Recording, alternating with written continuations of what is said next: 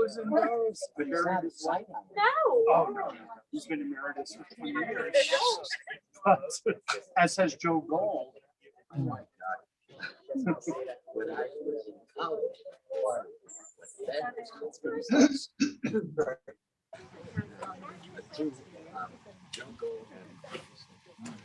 Nate Lamb. Nate Lamb. They still, yeah, you know. Operatic voice. And the operatic voice. Hi, Bridget. Good, how are you? Good. Rabbi, this is Bridget. This is Rabbi Victor Gross. He's officiating. She's representing the center. Oh, wonderful. Yeah. That's good.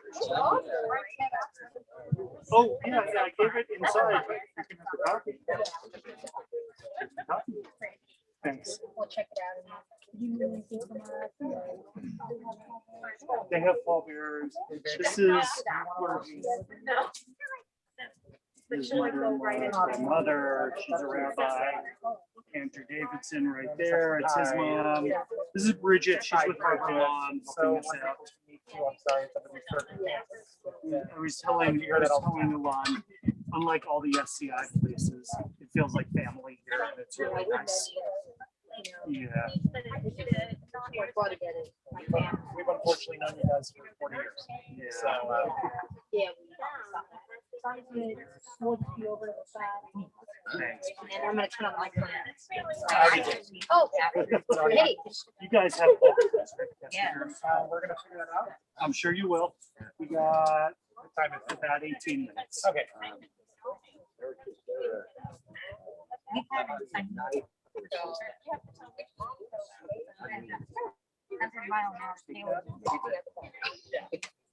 I'm not going to, Alon, you need one of these, but I'm not going to try to distribute them. There's too many people. I'm going to leave it to you. They're all right here. It's on band. My mom's It's actually terrible. Oh, really? Yeah. As long as you go from the bottom. Be there from the bottom, both ends. But keep the knife as a souvenir. I think I don't have them. Not with my name on it, we're going to need one.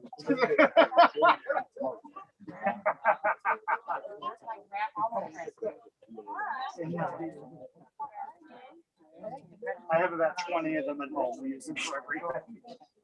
Yeah.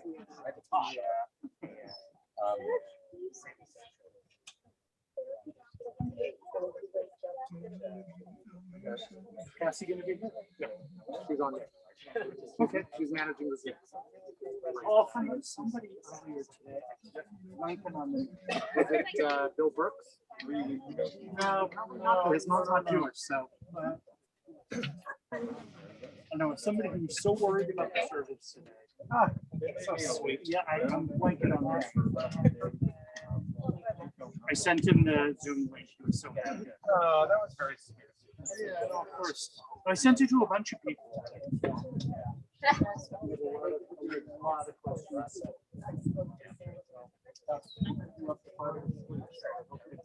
I hope we don't go beyond. Al and Elliot, are they going to be? They just arrived. Oh, there they are.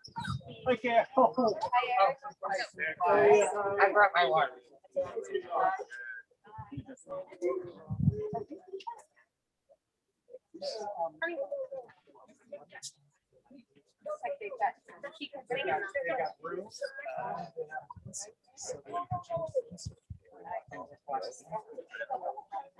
They washed the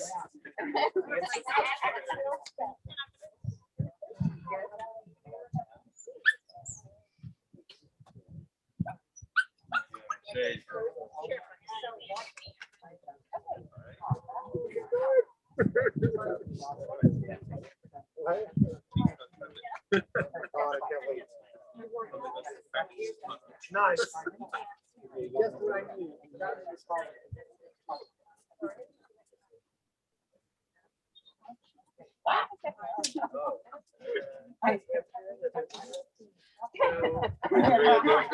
Anybody who wants to work for your living, obviously,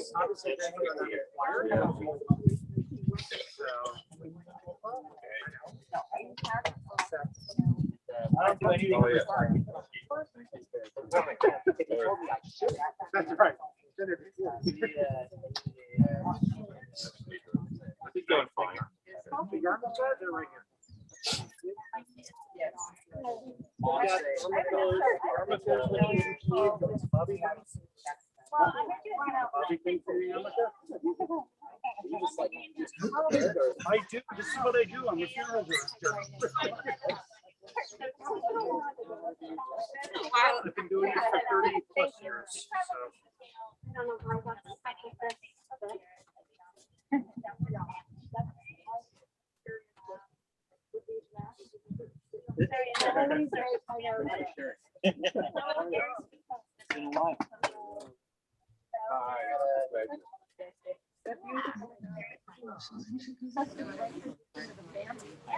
You did good.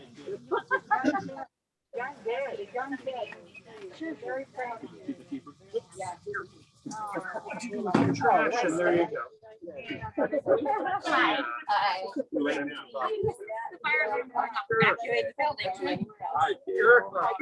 Absolutely. Of course.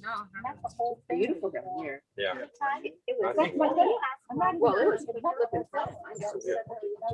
I mean, I brought a hat, I brought a umbrella. Kind of bummed out. You go say hello to your rookie. Sarah had the exact same situation, but I was saying, I think that happened to Joe too. Oh, for sure. Gail, I hope I see you sometime one Joe of got these. this one. Yeah, that would be good. And it's like, oh my God. You need to come to a barbecue or something.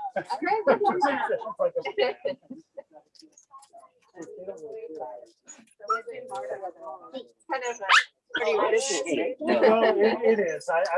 I've got hundreds of people I know just through funerals, but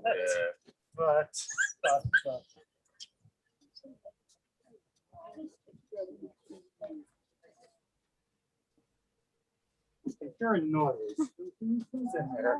Well, Sophie, he belongs to my She can't come out. community. It's okay with anybody here. I don't work for the cemetery, but I'm sure they're fine. She definitely won't go to the bathroom. That's what I It- tell you. it- She's a little crazy. It's fine. As long as nobody else is bothered by her, it's okay. There's no reason not to take her out. Poor little Sophie. I feel awful having her stand there. Well, you know, my joke, yeah, I was on a couch once when I was 11. Oh, You just have to. I was less than 130 pounds when I was born. She a Maltese? Yeah. You know, my dog is a mutt, but she has a little Maltese to her, and it's the same We are face. so happy to be. You look Здравия, so Uncle Bob. right now. Здравия. I know you do, but you look so good, so healthy. Oh, you met her. Oh, you did? Kitty, you see, the face is the same, but Kitty's got a whole bunch of other stuff in her. Oh, she had little feathers. Oh, put in.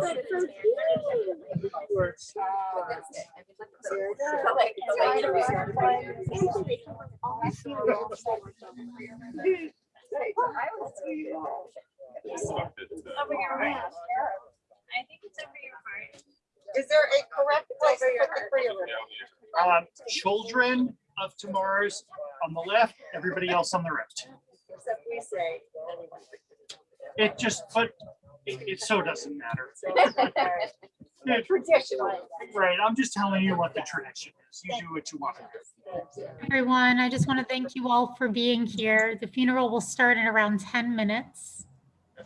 So just hang around and we'll take the screen down when it gets closer to the funeral time.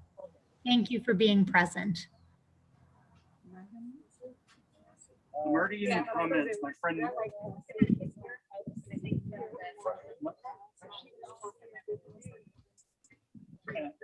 I've already gotten some text messages from my friend Mark. Who's, you know, Mark. I know. So we talked when I was driving. Night. We were talking while I was driving down here. He said, I'll be on the Zoom. He's an old friend of mine. Good. Yeah. Yeah. Oh my God. Oh my God. Yeah, that's what he said. That's what he said. This is my parents' dog. This is us. I'm just even a weird.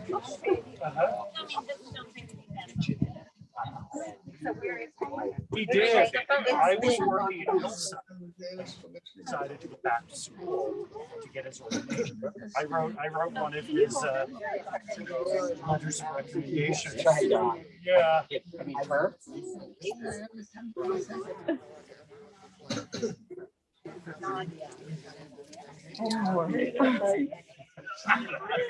Yeah, so we went back to school. Good for him, you know?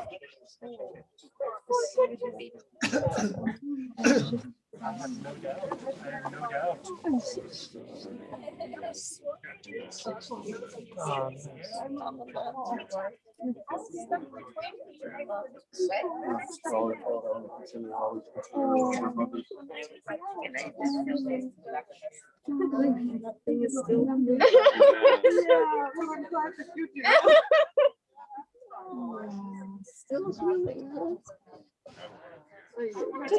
That's a nice hat.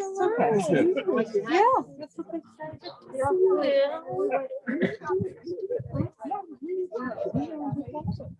What a surprise. I watched your surprise Oh. for her birthday on Facebook. That was quite a thing.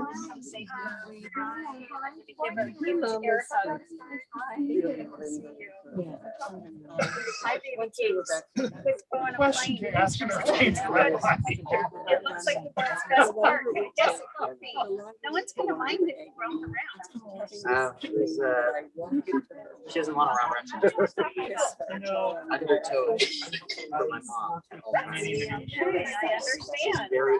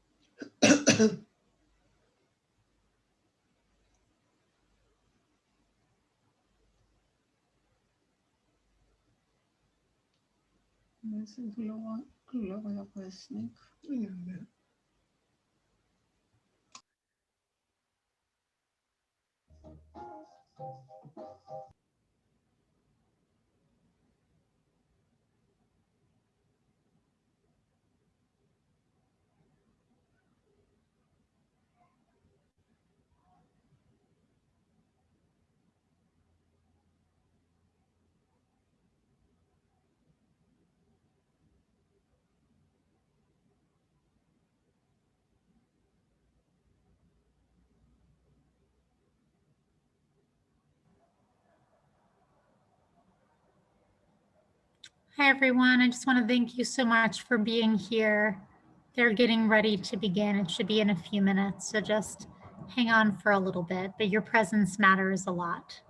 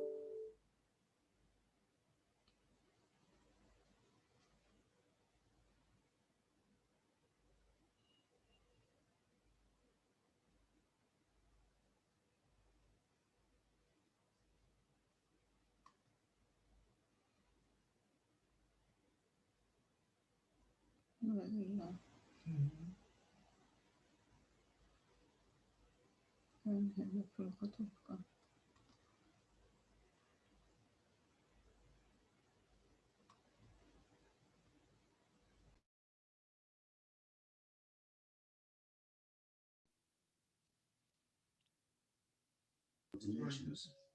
Could we possibly be making the same mistake today?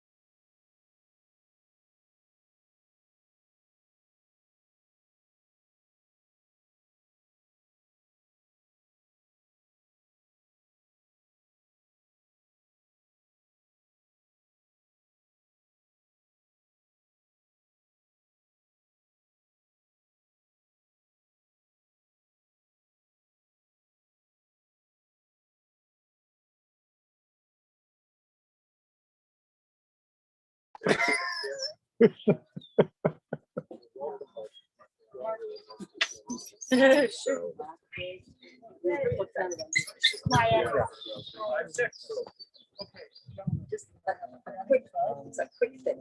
The light goes on and it's just quiet. Now. Okay. Yeah. The girls are singing.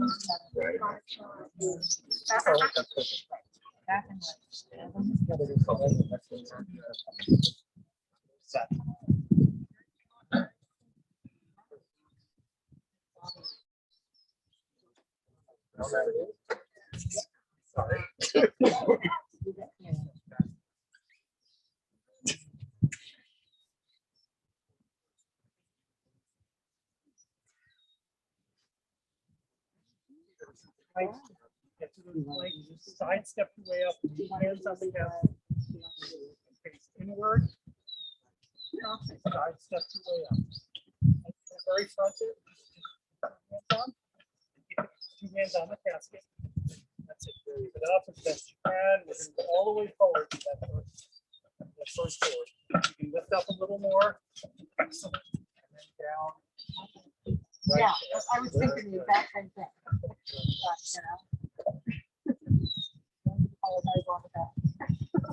Rabbi Gross, it's all yours. Give me a nod when we're.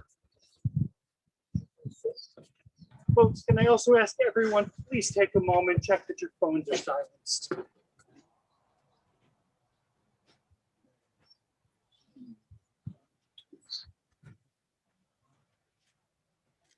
Thank you, everyone who's here, for being present. It means so much. I want to invite everyone here, please keep your microphone on mute so you'll be able to hear the best possible way during this service. So for those of you who have the Kriya button, If you'll take it from the bottom and give a slight tear upwards. Slight meaning don't tear the whole thing in half.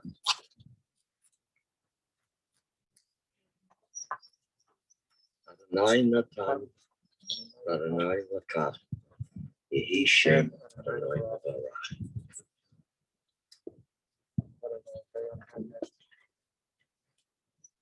Adonai Natan, Adonai Lakach, Yehi Shem, Adonai Bavarach.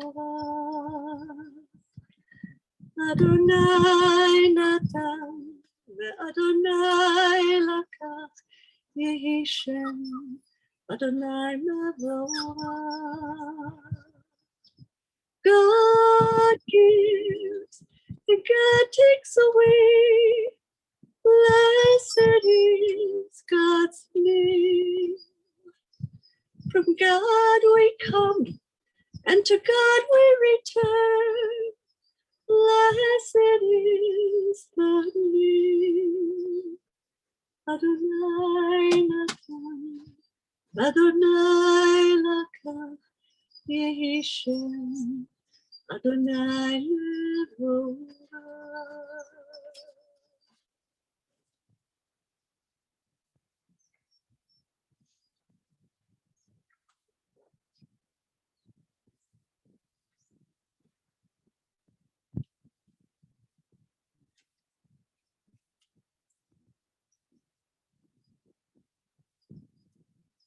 We gather at this moment at life's critical juncture.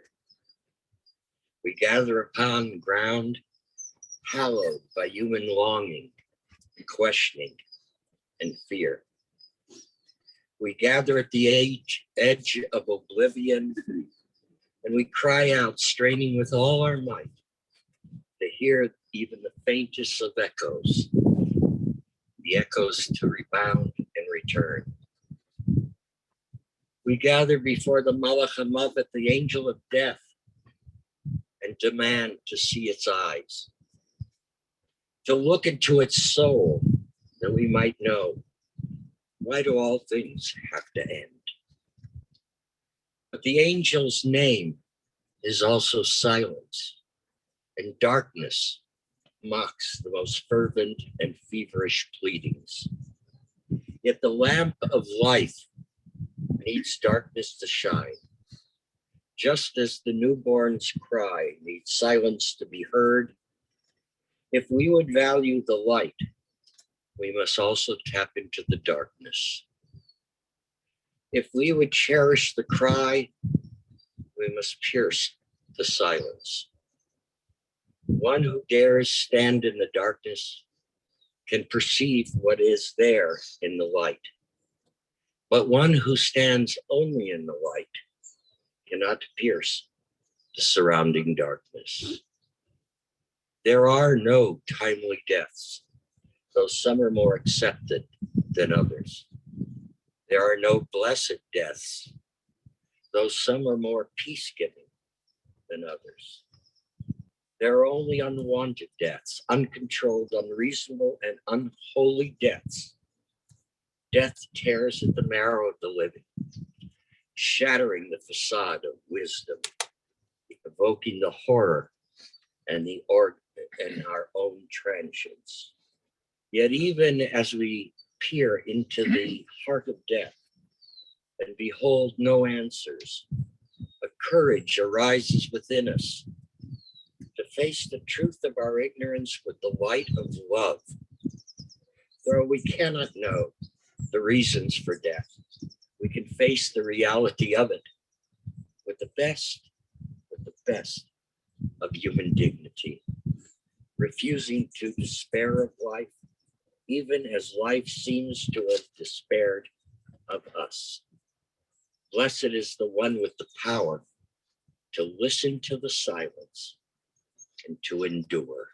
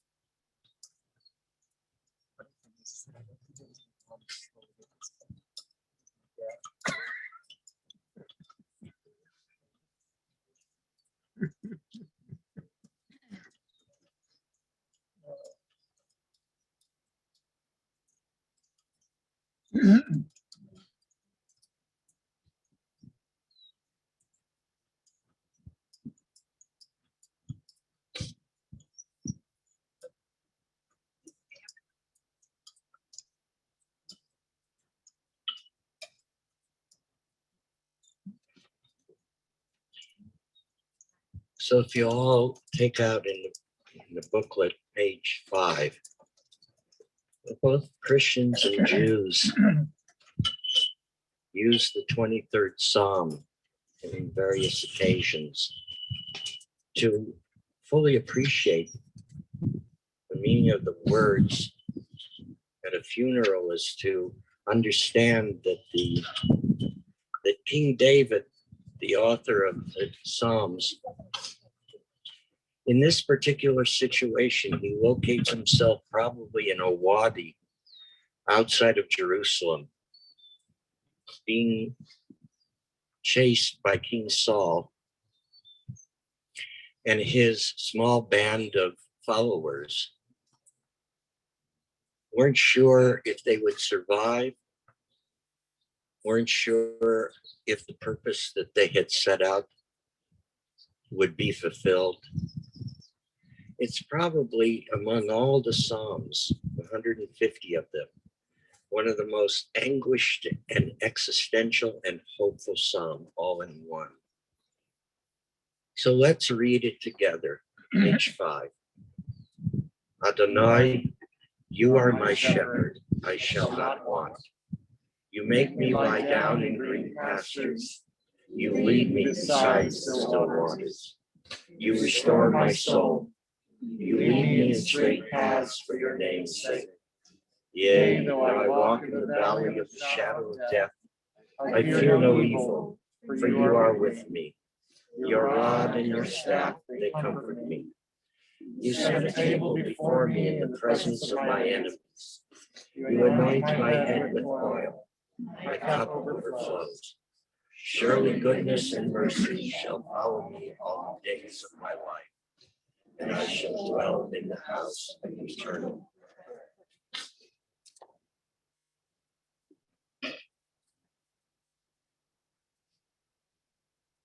Adonai Erohi lo echsar Binot sheyarbitzeni Al mei menuchot ינעלני נפשי ישובת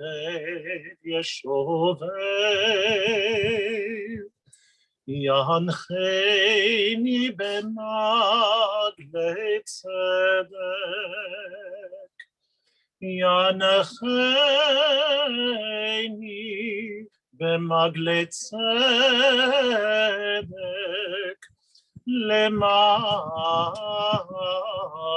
שמו. גם כי אלך בגיא צל מוות לא ירא רק אתה עמדי שבטך ומשענתך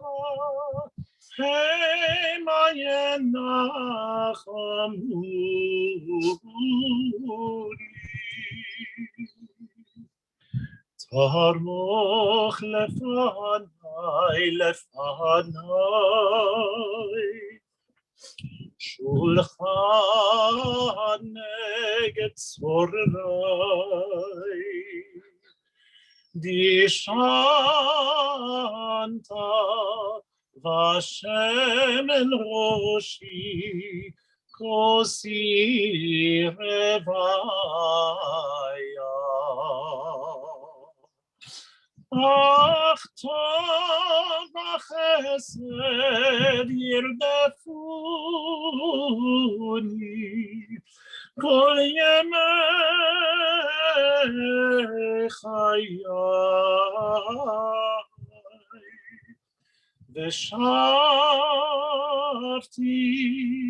בבית אדוני לאורך ימים. אדוני רואי לא אחסר, אדוני רואי לא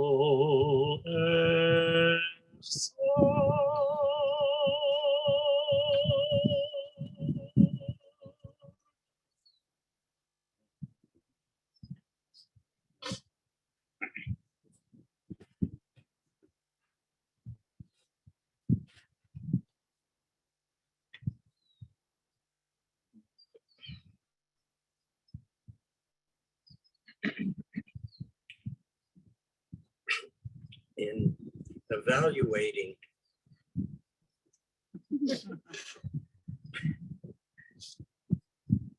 we're a short group by and large, except for a few exceptions.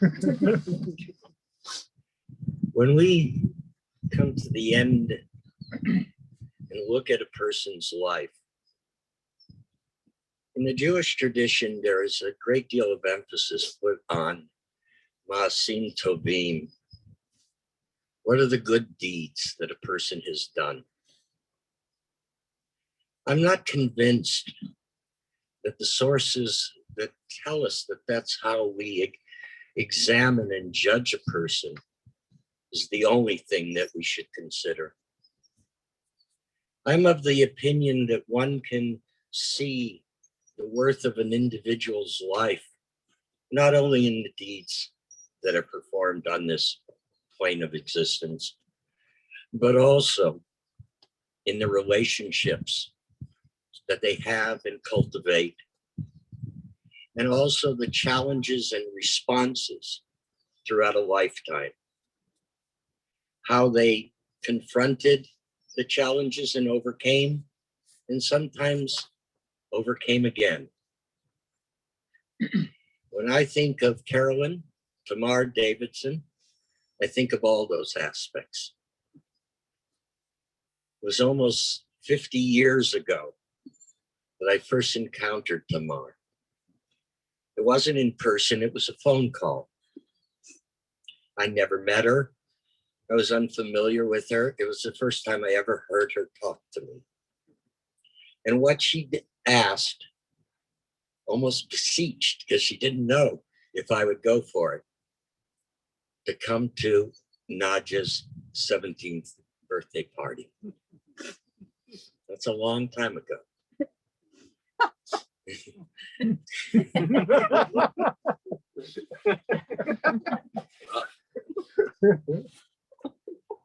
It then began a rather interesting relationship, both with her, with the rest of the family that I met, and with her beloved husband, Menach. And then as time went on, not much time went on, and we were married, and I entered into a relationship with a much greater family, both here and in Israel. And now comes the first challenge that I learned about what Tamar faced. A young woman who met her future husband at the International House in Berkeley, folk dancing, married, then gave birth to the first child in the family, and then whisked off. This is in the 1950s to Israel. She had no clue what she would find there. There wasn't much to find there in the 50s. It was a struggling country, searching for its identity and its existence. And her experience there, I would say, maybe didn't sour her on Israel, but it certainly didn't overly impress her. That was the challenge.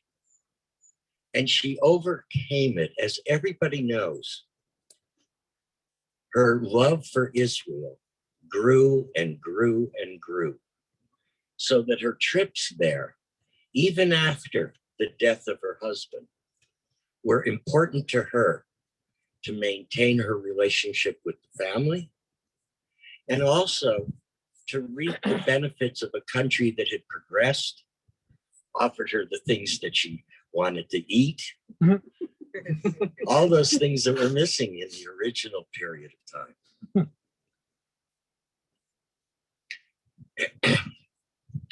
Another aspect of Tamar that I grew to totally enjoy was her as a Hebrew teacher in synagogues. My teacher, Abraham Joshua Heschel, once said, "The teacher is the textbook that students read." And I am absolutely convinced that the students who read her are very, very happy with what they learned and what they appreciated about being a Jew. She loved those kids, and those kids loved her back. And I think that I became her rabbi because of these strange phone calls where she would talk to Nadia for half an hour and then would say, "Put the rabbi on." I'd get on the phone and say to her, "Tamar, Nadia's a rabbi also." And she'd say, yes, I know, but you're my rabbi. And then what happened is that she would want to delve deeper into what would become the next lesson in the Hebrew school class she was teaching.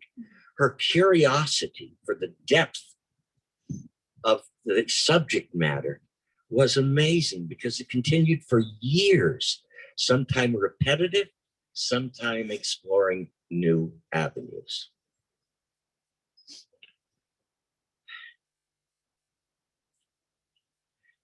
The other thing that she had that was important to look at was her relationships with friends and with family.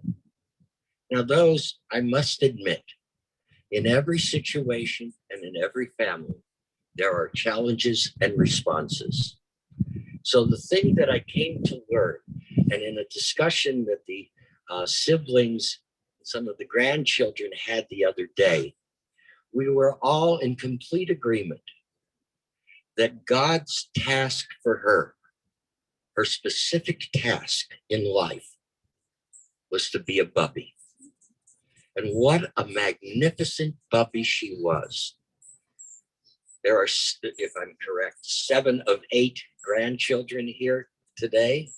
The 8th one's here too. He's just on there. Oh, okay. It's on Zoom. All right, so all 8 will agree that they had the best bubby imaginable. Now, the one thing we know about being a bubby is that there's no training school. There are tons of books about how to be a parent, but I think there are very few, if any, books that tell you how to be a bubby.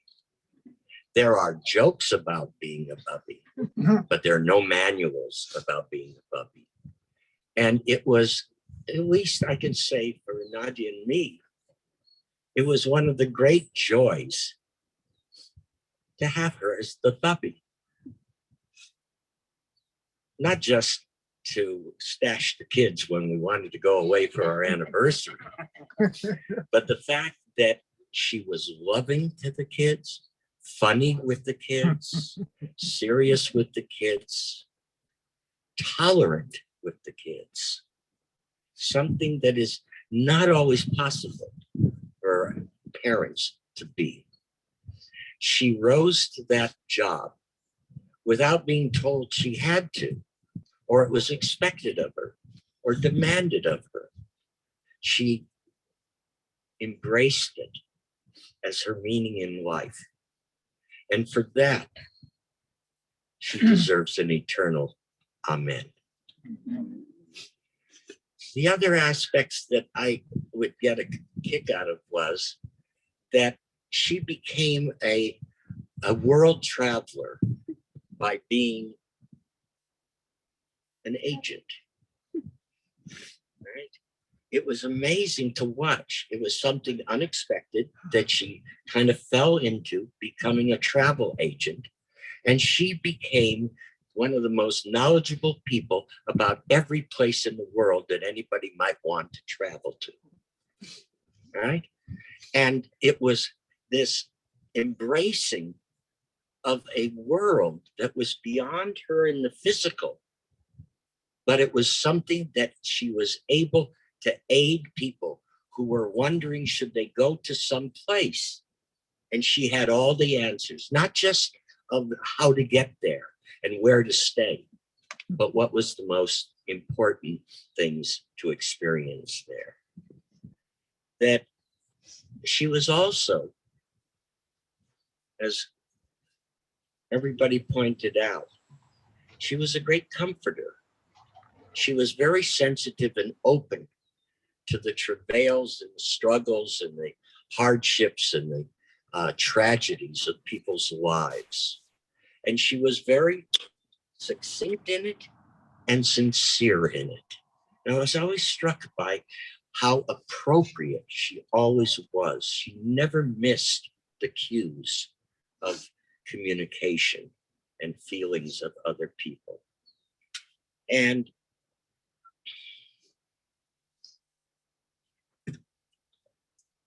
I want to return to one of the things, because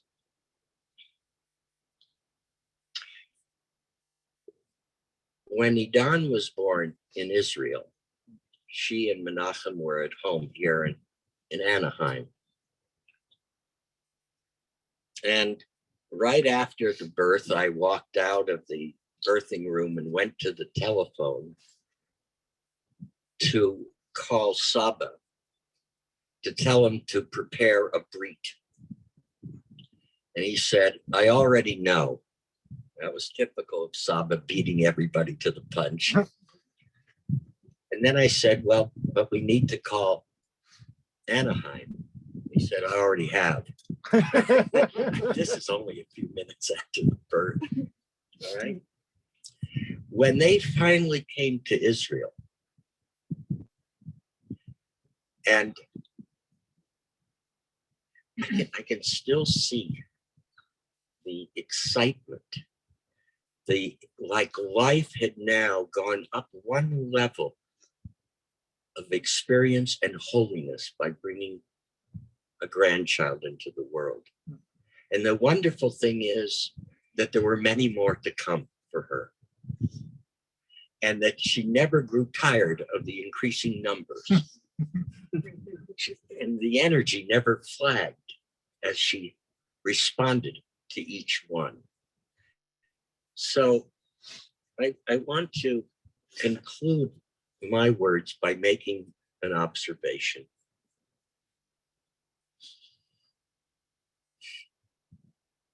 It was 40 years ago that she lost her great love, Menachem Davidson. And in many ways, she never recovered from it. And so be it.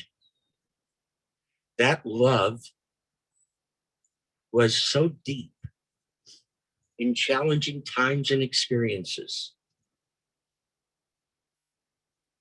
that the first few years after his death, every decision that she was about to make was framed, what would Menachem do?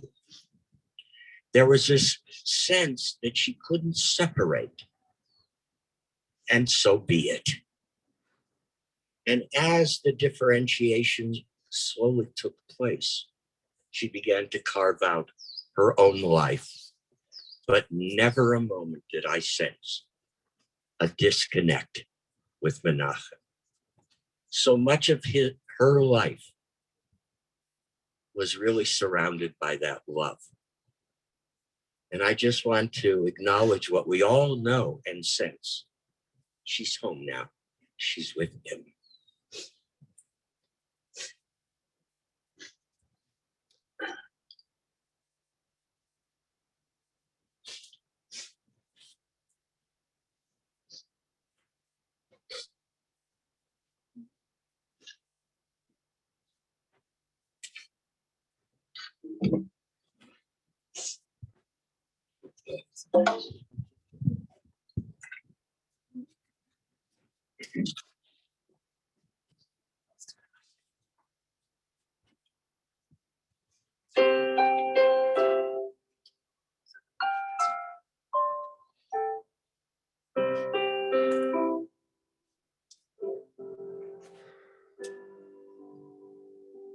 I've heard it said that people come into our lives for a reason, bringing something we must learn, and we are led to those who help us most to grow if we let them, and we help them in return.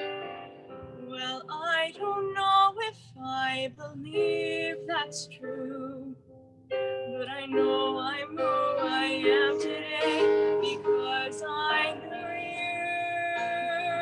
you.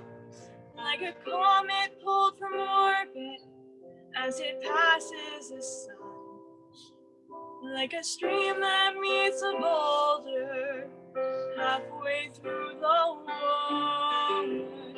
Who can say if I've been changed for the better? But because I knew you, I have been changed for good.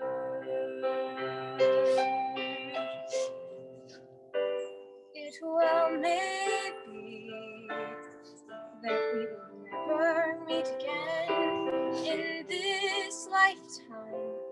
So let me say before we part, so much of me is made. What I learned from you, you'll be with me, like a handprint on my heart. And now whatever way our stories end, I know you have rewritten mine by being my friend. Like a ship blown from its mooring by a wind off the sea, like a seed dropped by a skybird halfway through the wood. Who can say if I've been changed for the better? But because I know you, because I knew you, I have been changed for good. And just to clear the air, I ask forgiveness for the things I've done you blame me for. But then I guess we know there's blame to share, and none of it seems to matter anymore. Like a comet pulled from orbit as it passes by a wind off the sea, like a stream that meets like a seed dropped by a bird in the wood. Who can say if I've been changed for the better? I do believe I have been changed for the better, because I knew you, because I knew you, Because I knew you, I have been changed.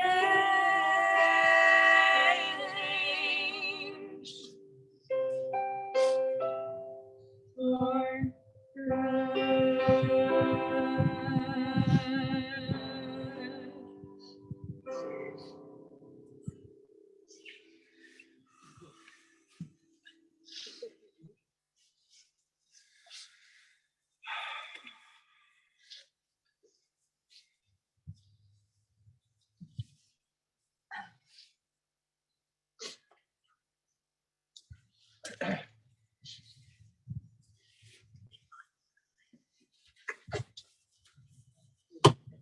I guess I'm one of the taller ones of this group. I don't have a ton to say, but the first thing that I wanted to say was just that this was a total shock to me because I thought that Bobby would live forever. I thought if there was any person on this earth who wouldn't die, it would be her. And I'm really gonna miss her because above all, she was just a force that brought people together. And I mean, today is a good example of that because I haven't seen any of you in over a year and a half, much less all of you together in one place. So yeah, I'm always going to remember the times that she taught me Hebrew in our home and kicked my ass in cards. Those are memories that will stick with me forever, and that I will never ever forget. She's always been a positive and communal force in my life, and that even until her end, she remembered where I went to school and the things that I was doing, made sure to check in and ask about those things, even if not directly to me, to my parents, to people. I'm just really gonna miss her.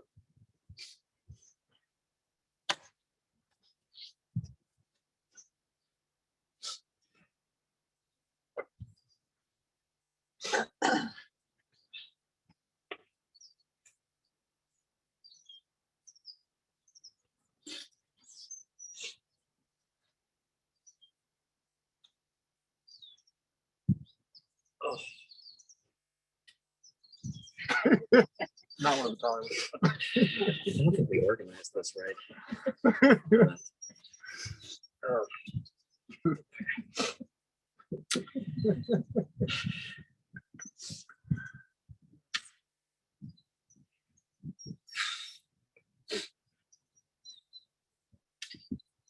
My Bubby was a very complicated person with a complex and an honestly unfair life. For her and for the people that she loved. Her life was full of complexity, improperly addressed trauma, and fear. Because of this, it took her a long time to learn how to show love. But she did at least know how she wanted to be loved. And we may not realize just how important that ended up being for all of us.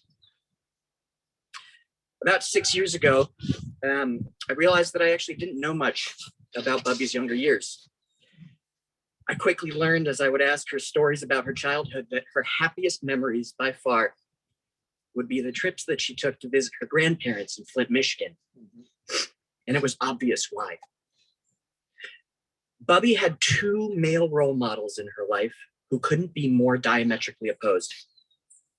At home, she was subjected to the tyrannical rule of a father who was bitter, mean, and angry. And he took it all out on his family. What she saw was a man who ruled his home and commanded his wife and children and never openly displayed love. But in Flint, she saw a completely different model in her grandpa, Gilbert. Gilbert was sweet, affectionate, and loving. As a longtime employee of Fisher Body, when he retired, he bought a luxurious brand new Buick But it wasn't for him. No, as Bubby put it, that was Grandma's car, and only Grandma was allowed to drive it. And every weekend, they would go get in the fancy new Buick and go wherever Grandma wanted to drive to, whether that was for ice cream or to see a movie or just for a nice drive. You may not know this, but I believe that we all owe a debt of gratitude to Grandpa Gilbert. It was thanks to this model of how a man should treat his family, his wife, and the people around him that I think made it so natural for Bubby to say yes to a marriage proposal from a sweet, loving, offensively good-looking young Israeli man after only 3 dates. Bubby knew how she wanted to be loved, and we are all blessed for that.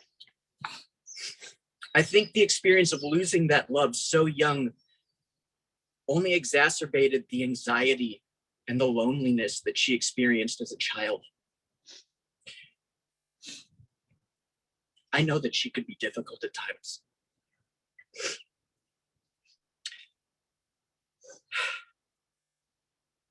And didn't always know how to show love. I appreciate and I empathize with that reality. But I want to at least give you the smallest understanding of how she showed me love.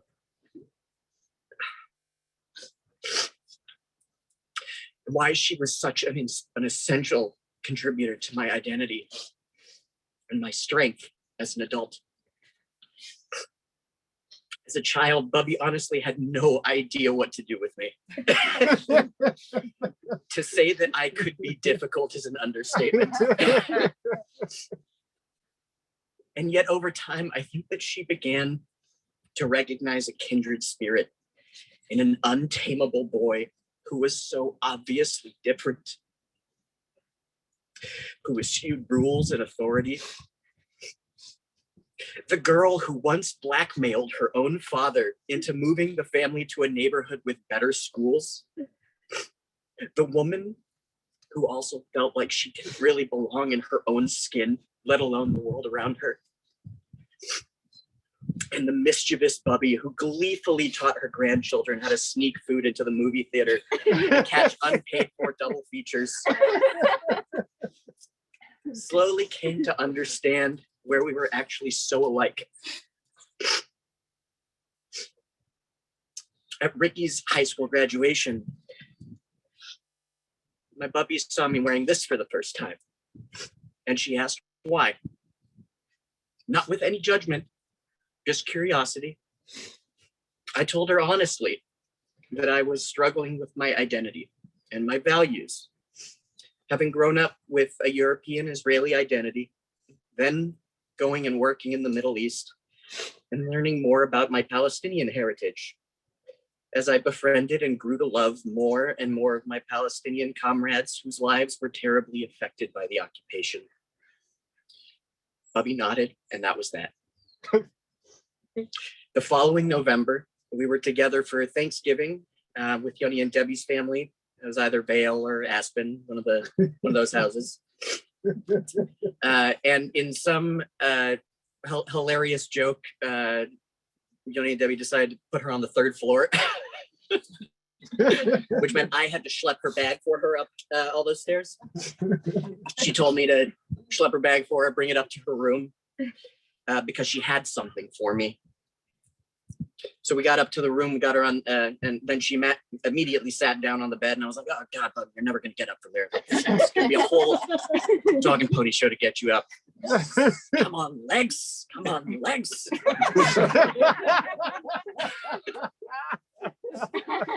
That was for Zach. Then she opened up her bag when I handed it to her, and she gave me this. And like some of you, I'm sure, my first thought was, what on earth is Bubby into?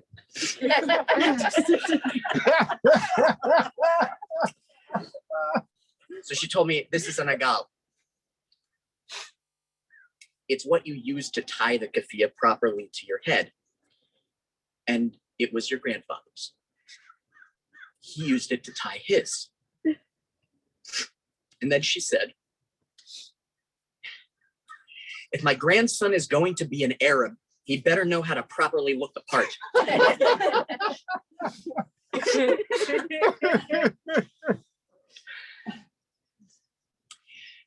Since I was a child, I have always felt weird. I have always felt different, like I didn't even belong in my own skin, let alone this world. Hell, I even used to tell everyone that I was actually an alien when I was little. But Bubby never made me feel weird. She made me feel special, and unique, and accepted. I can only hope that I did my best to make her feel the same.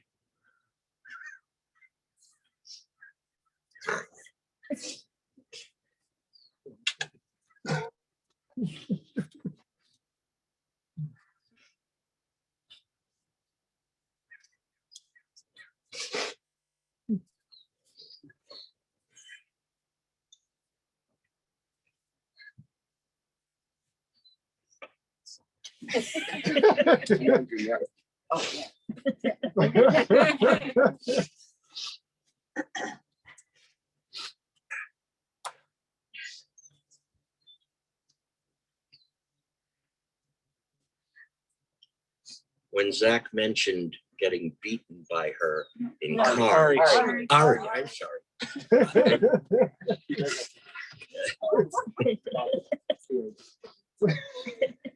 Takes a generation to recognize who I'm talking to. When we moved to Israel in 1978, and spent most Shabbos with Saba and Savta. So Friday night, besides the wonderful kiddush that Saba would dray on and on and on because it was blessing everybody in the family, and the scrumptious meal that Savta had prepared, the evening continued with clothim, cards, international rummy. Well, I grew up as a poker player, and so I didn't really understand international rummy. And besides, you have to hold so many cards and with small hand, constantly falling out. And these men and women, some already in their 80s, were card sharks. They're amazing. And the men played at one table and the women played at another table. It was kind of the Jewish mechitza of card playing. And I got what I thought was demoted. I no longer was allowed to play with the men because I was too slow and dropping my cards all the time. So I was sent to the women's table. Well, the men couldn't hold a light to those women. So I feel sorry, but it was in the cards. Oh, Here.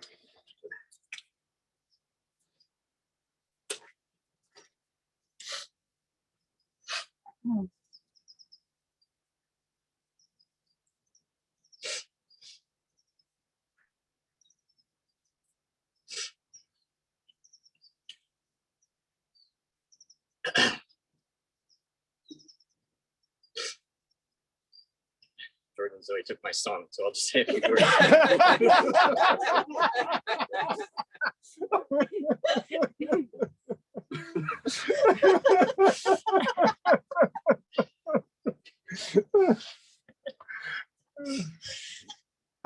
My puppy was important to me.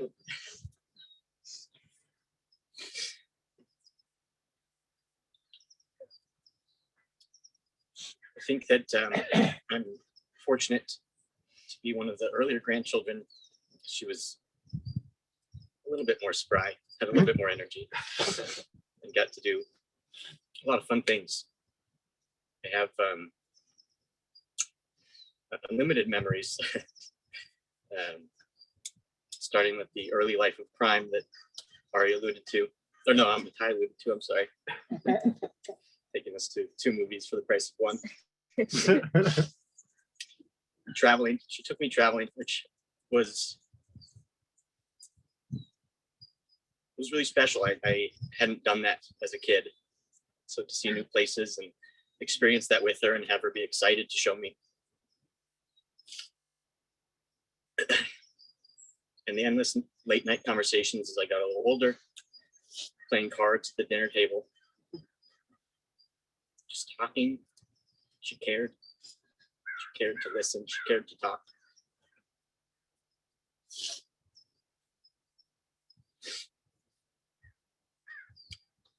The past couple of days, I've also been thinking a lot about our family and how strange it is feeling having the elder, the connector, leave.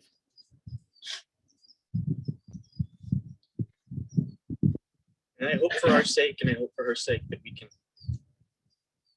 find a way to maintain that connection or rebuild where it needs to and not splinter. What else do we got?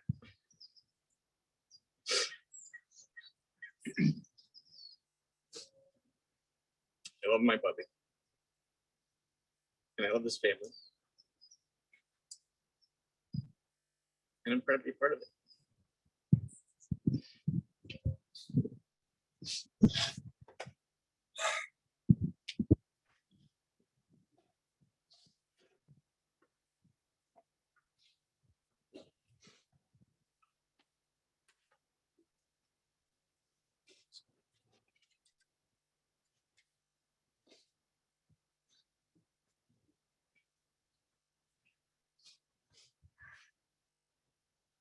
So at each moment of our lives, we encounter gates behind which beckon the unknown. We have little choice but to enter. And as we do, the gates swing shut behind us. And the reality is that we can never go back. The known, the comfortable, the safe, all those are in the past. Only the unknown, the dangerous, the mysterious, and the terrifying lie ahead. Moving on makes us human. Doing so lightly and at peace makes us divine. Eventually, we come to the final gate, the final closing. The trail ends. It leaves behind only memories of steps taken, leaps tried, grace achieved and shared. So how do we honor the final gate? With tears and stories, with memories and with love, with food and with friends and family, and most of all, with silence. Silence is the heart of death, and silence does it justice. But silence doesn't mean passivity. And our tradition speaks of 4 virtues that form the core of silence. The first is hearing the inner voice of our pain and our love and our loss, but also rejoicing that nothing, not even the grave, can rob us of that supreme human emotion of love. The second is memory, reclaiming the past by refusing to forget that the joys that were experienced and once held so dear. Tamar, who once lived among us, now lives within us, and there she cannot die. The third is action, that we must honor our dead by continuing to live. Their memory is quickened only in the fullness of our own lives, our own futures, our own ongoing struggles, to make sense out of an almost senseless world. This is what we rely on. Sweet memories. The fourth gate is wisdom. For every life is a teaching, and every person a guide to truth. We must allow the wisdom that was Tamar's to become part of ourselves, that her memory might lead us to even greater wisdom of our own. Hearing, memory, action, and wisdom. May each of these find a place in our silence, in our grief, and our moving out once again into the world where yet another gate beckons wide.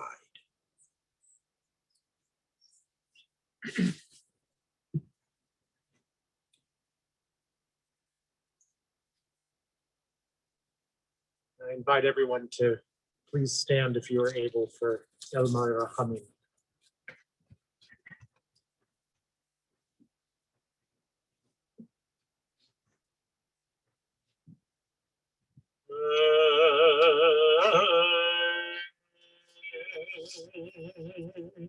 מלא רחמים, שוכן במרומים,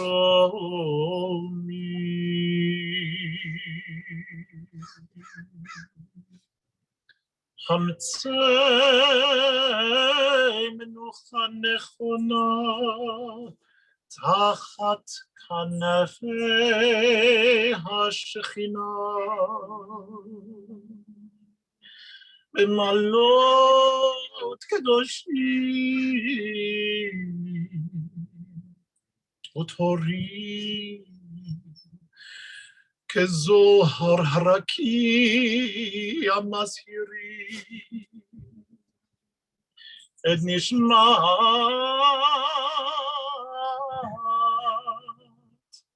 תמר, בת מרדכי ולובה, שהלכה לעולמה בגן עדן תהי מנוחתה.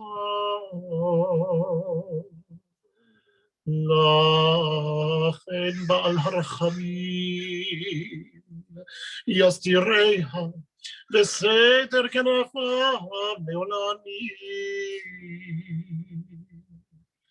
בצרור בצרור החיים את נשמתה,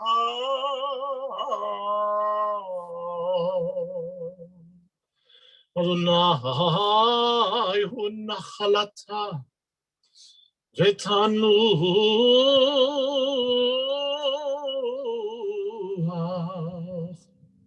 בשלום על משכבה,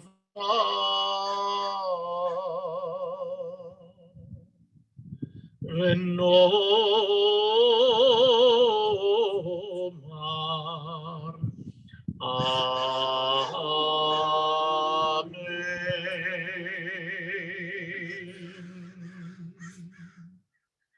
O God, full of compassion, who dwells on high, grant perfect rest beneath the sheltering wings of your divine presence, among the holy and pure who shine as the brightness of the firmament. Unto Carolyn, Tamar, Davidson, our mother, our Bubby, our sister, our aunt, our friend, who has gone to her eternal home. Author of mercy, bring her under the shelter of your wings and let her soul be bound up in the bond of eternal life. May you be her inheritance, and may her repose finally be in peace. As we all say. Amen.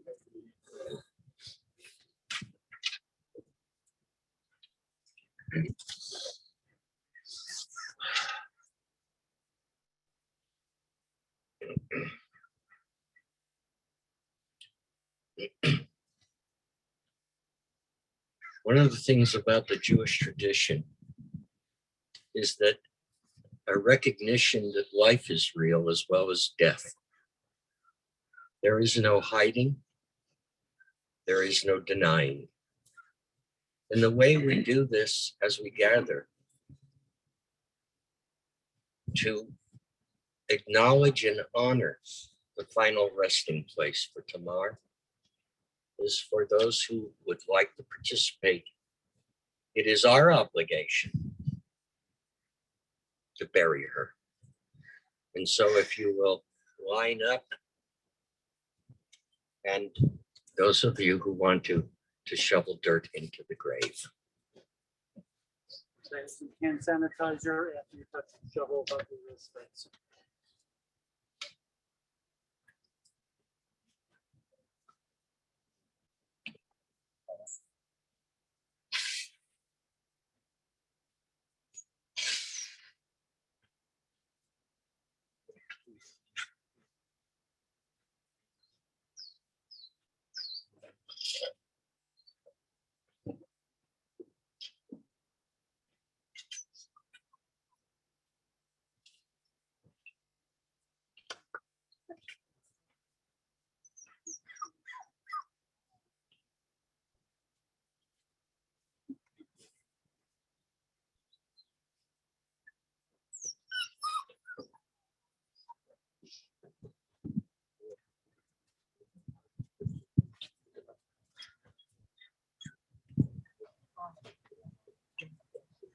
As the family is burying Tamar, I invite anyone who is here, I'm going to give you the ability to unmute.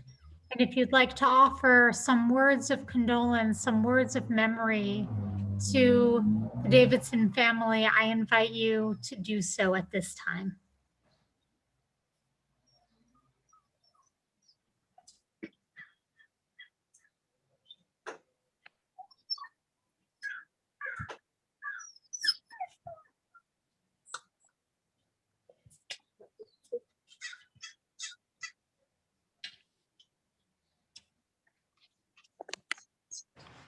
Wendy and Aryeh are sending love, holding you in our hearts.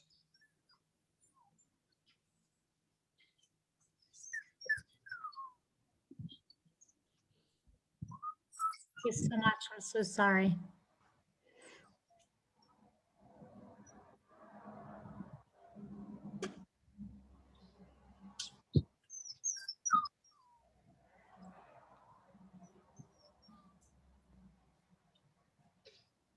Lisa, Kenny, and Eli, giving you so much love.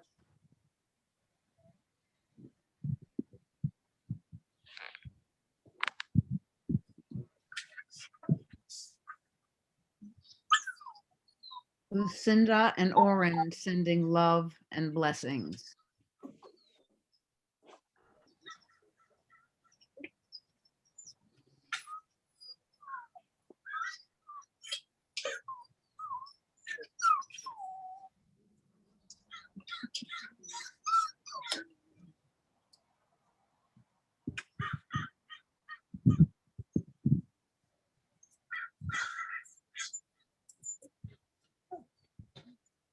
Debbie and Richard sending love and blessings. And compassion.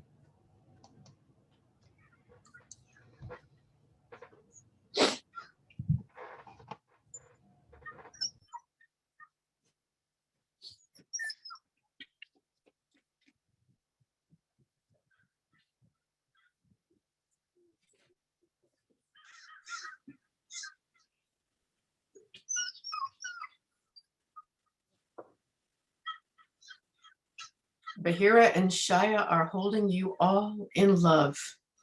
Love is all around. And we witness this time of transition in your lives with deep gratitude for our connections and our deep connections. Baruch Hashem.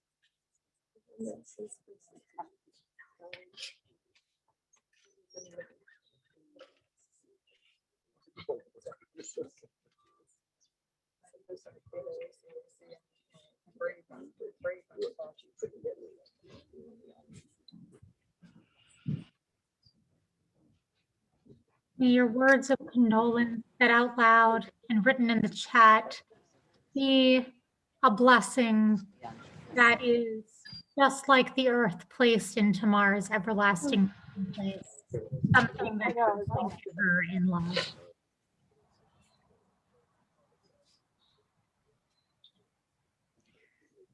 Arthur and Phyllis are holding you with love, with comfort, with friendship.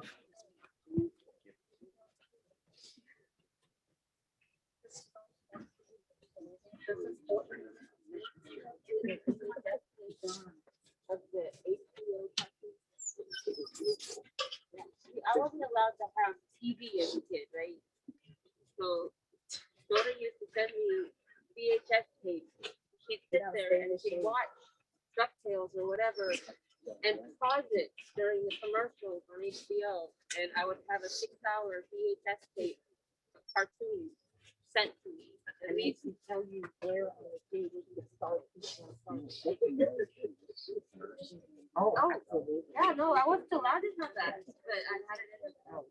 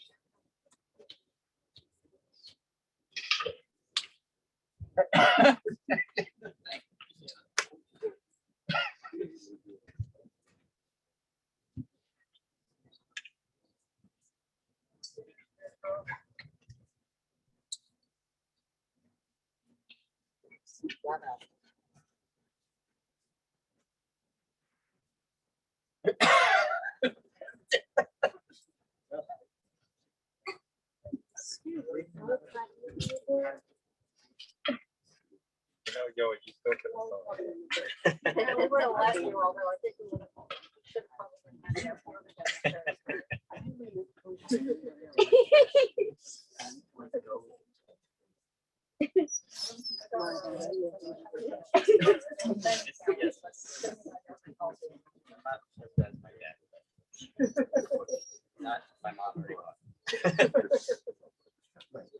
And we just kind of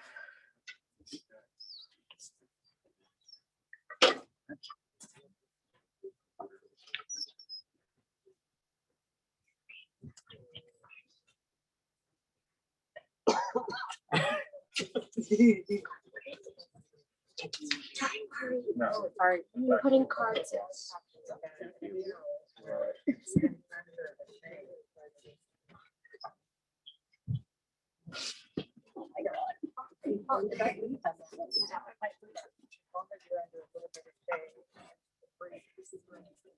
Yeah.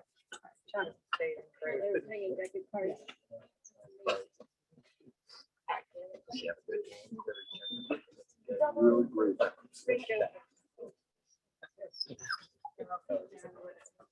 What are we doing?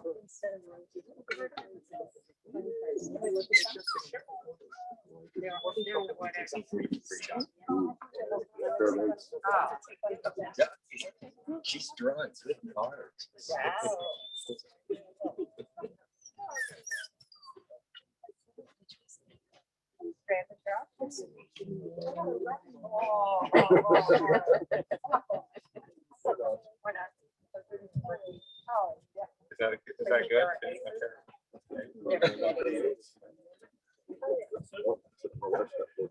So if we all gather around the grave and take your booklets with you if you haven't memorized the cottage.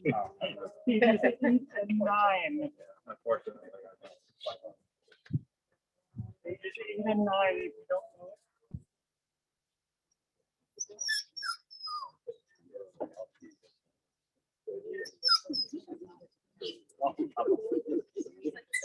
Not quite 40.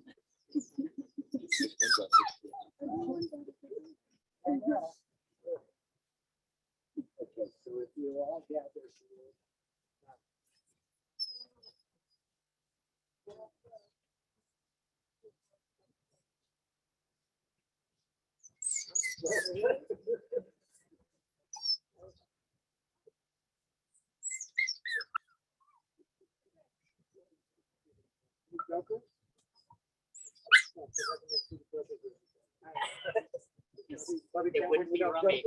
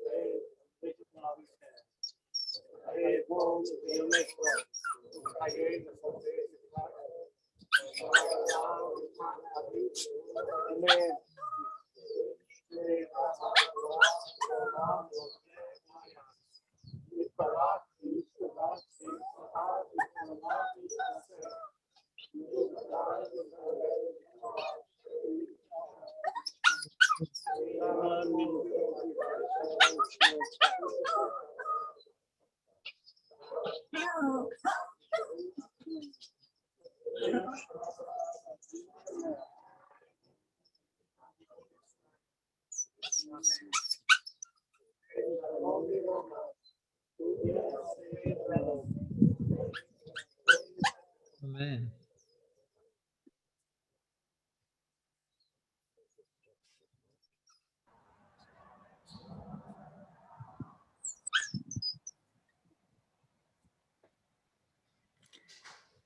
The service is concluded at this time, but I invite all of you who are here, you can stay around and offer some more words of condolence and memory. As you know, there will be Shiva Minyanim all throughout this week. There'll be one tomorrow night here at 6 p.m. Pacific time at this very same link. And I know that everyone in the family is just so appreciative of your being here.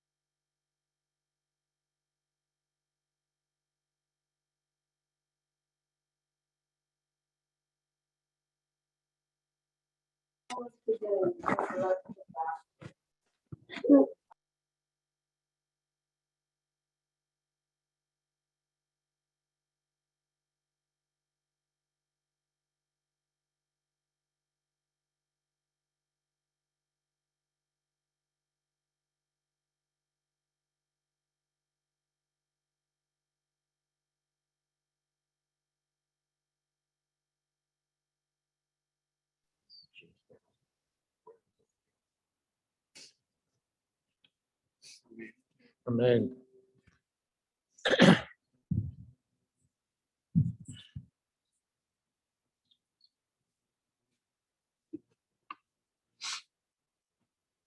On behalf of our extended family, I want to thank everyone who was with us today.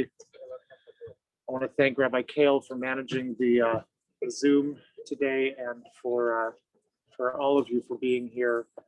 And if you'd like to share any memories, please feel free. And because we are recording this, and the family would love to be able to hear your thoughts and your memories and your messages of love. And thank you again. I am going to be turning off the feed from here at the cemetery, but you are welcome to remain on until Rabbi Kale has taken the feed down. So thank you so much, everyone. Thank you for being here to support us, to our community of friends, to Nadia and Victor's community and their friends, everyone who's on here, to John and Debbie's community that has come on as well. Thank you guys all for just being present and being here for all of us. Thank you. I know you. Been doing this for 30 years. Nice to see you.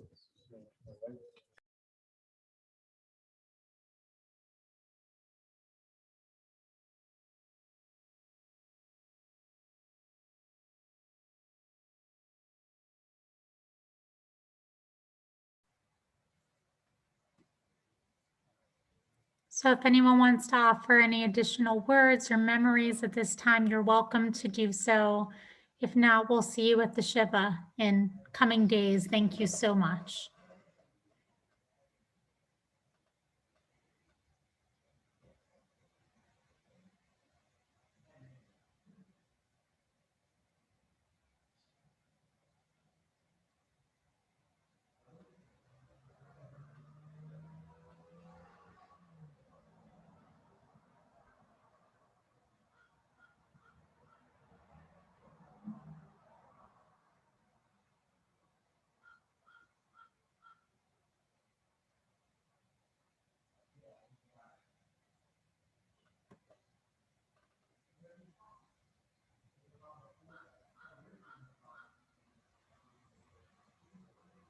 Okay, thank you again so much for being here.